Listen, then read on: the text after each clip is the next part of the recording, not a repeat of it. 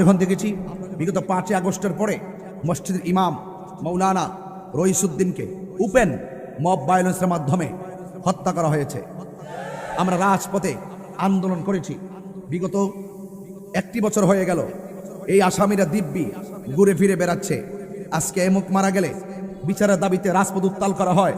আমি আপনাদের কাছে জানতে চাই, আমাদের আল্লামা শহীদ নুর ইসলাম ফারুকীর প্রাণের কি কোনো মূল্য নাই? আমাদের খাজা বাকি বিল্লাহর কি কোনো মূল্য নাই?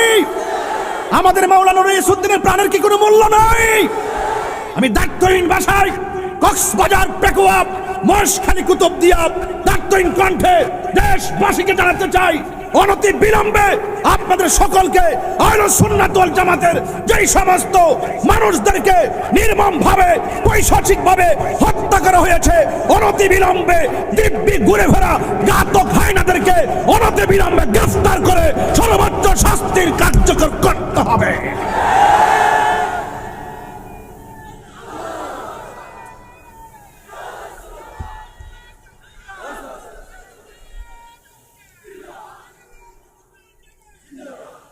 আসুন আগামী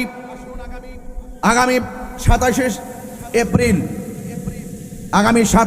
জাতীয় প্রেস ক্লাবে মসজিদের ইমাম মৌলানা রইসুদ্দিনের হত্যাকারীদের সর্বোচ্চ শাস্তি বিচারের দাবিতে আহলে সুন্নাত ওয়াল জামাতের পক্ষ থেকে আমাদের সকল সংগঠন পর্যন্ত সবার একান্ত ঐকান্তিক উপস্থিতিতে আমরা প্রতিবাদ মিছিল করব।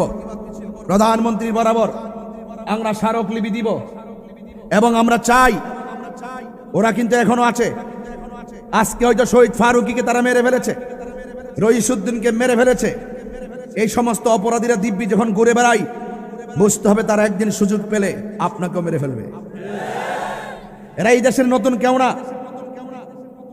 47 তাদেরকে কেউ বুঝে নাই, 71 তাদেরকে কেউ বুঝে নাই, 81 তো বুঝে নাই, 86 তো বুঝে নাই, 91 তো বুঝে নাই, 96 তো বুঝে নাই, 25ও বুঝবে না, 38ও বুঝবে না। এরা সব সময় এক শ্রেণীর মানুষ আছে যারা এই দেশের সত্যিকার অর্থে যারা আল্লাহর ওলির পক্ষে কথা বলে, রাসূলুল্লাহর পক্ষে কথা বলে, তারা তাদের কণ্ঠকে রুদ্ধ করতে চায়। আমরা কি আলাদা থাকবো না এক থাকবো? কারা কারা ঐক্যবদ্ধ থেকে কাজ করতে হাত তুলে দেখেন ইনশাআল্লাহ।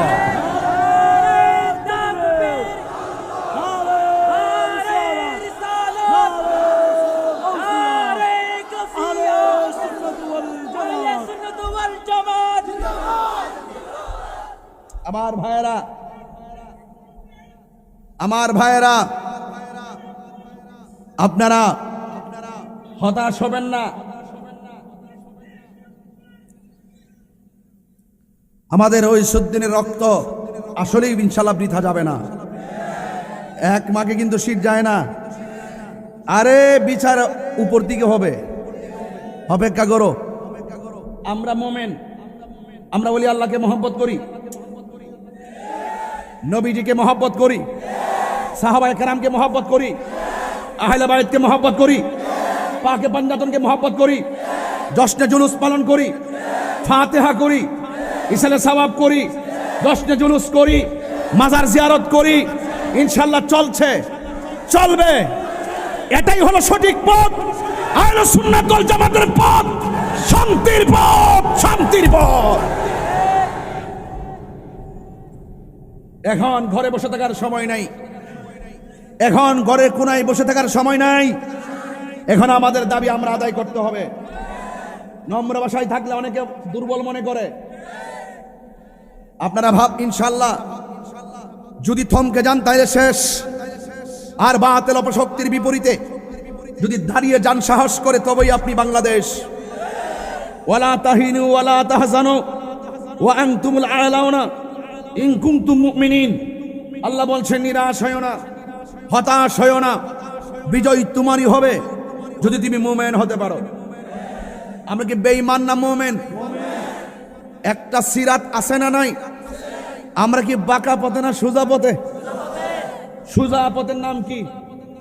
ইহদিনাস সিরাতাল, যেরকম নাম মারহাবা। সিরাত মানে রাস্তা, সিরাত মানে কি? অনেকে মুখে আছে সিরাত, কিন্তু ভিতরে বাঁকা। মুখে আছে ইসলাম, ভিতরে কিছুই নাই। কথা বলেন ঠিক না বেঠিক? এখন আর শরিয়ার কথা কয় না, এখন আর নবীর পক্ষে আর কথা কয় না, এখন শুধু চাই ক্ষমতা। কইব ক্ষমতা না জনতা? না না, ঠিক আছে তো, আল্লাহর মাজার ভাঙ্গা কেউ ক্ষমতা, খুদার গজব পর্ব। 97টা মাজার মাংস আমাদের এমপি মহোদয়কে বলে দিলাম, এগুলো আপনি বলবেন। কোটি কোটি সুন্নি জনতা আপনার সাথে আছে। এদেশে ইসলাম আনছে আল্লাহর ওলিগণ 53 বছর পর। এই বছর আমরা কোনোদিন দেখি নাই কোনো আল্লাহর মাজার একটা ফুলের টুকা দিছে। যারা দিছে তারা কারা? এখনো ফেসবুকের পাতায় ঘুরতেছে, এখনো ইউটিউবে ঘুরতেছে।